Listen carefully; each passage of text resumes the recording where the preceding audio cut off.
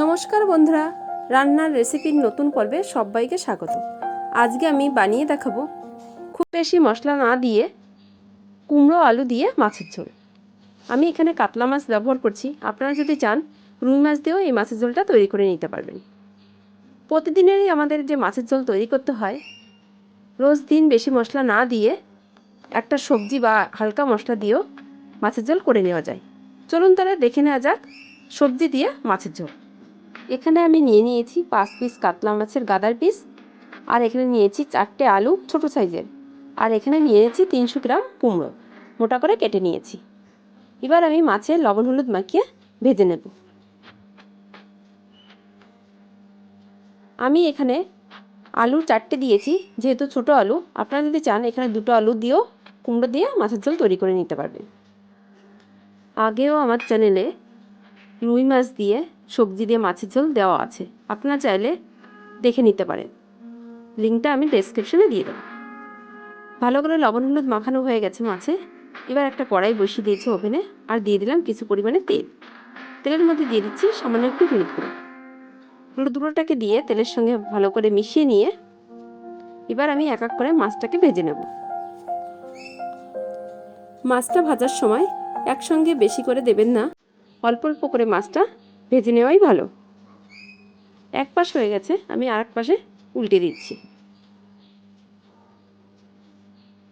এইভাবে উল্টে পাল্টে মাছটাকে ভেজে নেব। মাছটাকে কিন্তু খুব বেশি কড়া করে ভাজবেন না।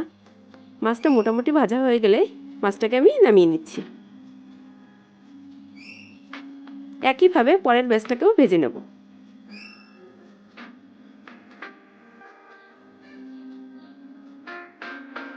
সব মাছগুলো আমার ভেজে নেওয়া হয়ে গেছে। এবার এই তেলের মধ্যেই আমি দিয়ে দিচ্ছি 1/4 চামচ গোটা জিরে আর 4টে কাঁচা লঙ্কা চিরা। আমি এখানে কিন্তু আর তেল ব্যবহার করলাম না, আপনারা যদি চান এখানে কিছু পরিমাণে তেল অ্যাড করে দিতে পারেন। এবার আগে থেকে কেটে রাখা আলুর টুকরোগুলোকে তেলের মধ্যে দিয়ে ভালো করে নেড়ে চেড়ে একটু ভেজে নেব। আলুটা আমার মোটামুটি ভাজা হয়ে গেছে।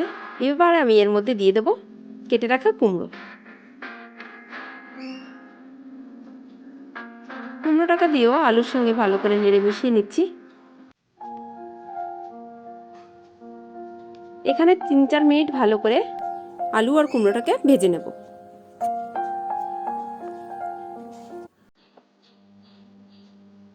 3-4 মিনিট সময় ধরে আলু আর কুমড়োটাকে ভালো করে ভেজে নিয়ে এর মধ্যে আমি দিয়ে দিচ্ছি 1/4 চামচ জিরে গুঁড়ো, আর 1/4 চামচ দিয়ে দিলাম ধনিয়া গুঁড়ো,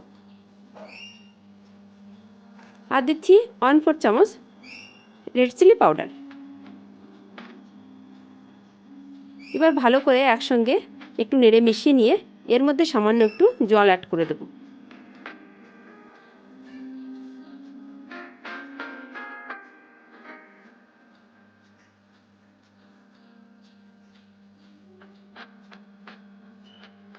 সামান্য একটু জল দিয়ে ভালো করে আলু আর কুমড়োর সঙ্গে মশলাটাকে আরও কিছু সময় কষিয়ে নেব।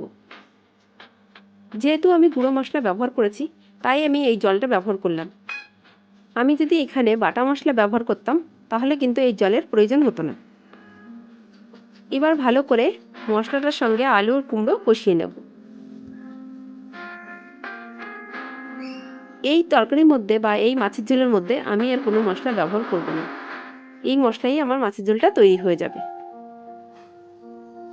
তাহলে দেখে নিশ্চয়ই বুঝতে পারছেন কতটা অল্প তেল মশলায় আমি এই রান্নাটা করে নিচ্ছি। এবার এর মধ্যে দিয়ে দিলাম স্বাদ মতন লবণ আর 1/2 চামচ মতন হলুদ গুঁড়ো। লবণ আর হলুদ গুঁড়ো দিয়ে ভালো করে মশলার সঙ্গে মিশিয়ে নিচ্ছি।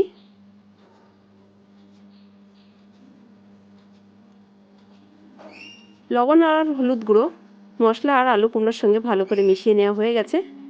এবার কিছু সময় নাড়াচাড়া করে এর মধ্যে আমি দিয়ে দেবো গ্রেভির জন্য জল।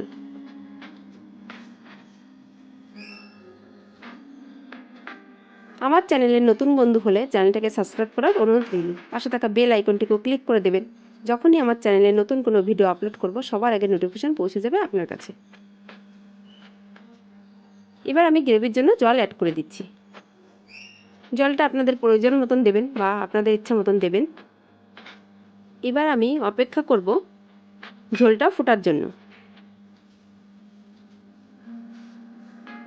ঝোলটা আমার ফুটে উঠেছে। এইভাবে হাই ফ্লেমে আরও 4-5 মিনিট আমি তরকারিটাকে ফুটিয়ে নেব। আপনারা একবার হলেও এইভাবে ট্রাই করে দেখতে পারেন আলু কুমড়ো দিয়ে রুই বা কাতলা মাছের ঝোল। দেখবেন খেতে অসাধারণ হয়। আলু আর কুমড়োটা ভালোভাবে সেদ্ধ হয়ে গেছে আর গ্রেভিটা অনেকটা কমে এসেছে। এবার আমি এর মধ্যে দিয়ে দিচ্ছি আগে থেকে ভেজে রাখা কাতলা মাছ। মাছটাকে দিয়েও ভালো করে একটু নেড়ে আলু আর কুমড়োর সঙ্গে মিশিয়ে নিচ্ছি। মাছটা দেওয়ার পরে খুব বেশি জোরে বা খুব বেশি উল্টোপাল্টা নাড়া যাবে না, আলতো হাতে মাছটাকে নেড়ে দিতে হবে। আপনারা চাইলে এই আলু কুমড়ো মাছের ঝোলের মধ্যে সামান্য একটু চিনি ব্যবহার করতে পারেন।